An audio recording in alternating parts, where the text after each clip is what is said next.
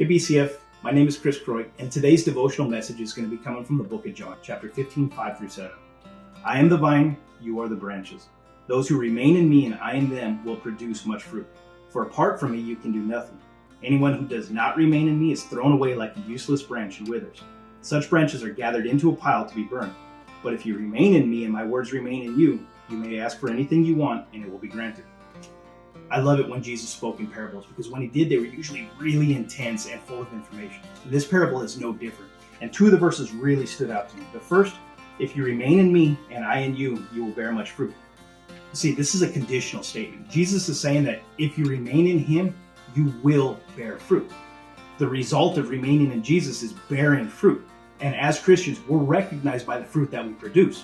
Now, Paul tells us that the fruit that Jesus is talking about is the fruit of the Holy Spirit. He tells us in his letter to the Galatians that the fruits are love, peace, joy, patience, kindness, goodness, faithfulness, gentleness, and self-control.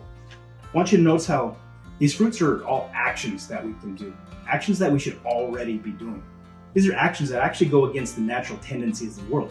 So when Jesus tells us, ask whatever you wish and it will be given to you, this shows exactly where your heart is. Because when we give our lives to Christ, when we put our trust in Jesus, we realign our desires with the desires of God. So when we ask for something, we're asking for something that God already wants to give us. So my prayer is a simple one. I pray that we would all turn away from the selfishness and greed that's already so common in this world. And I ask that we would focus our hearts and focus our minds on Christ and allow the Holy Spirit to work within us. And ask that he would teach us to be recognized by our fruit. God bless.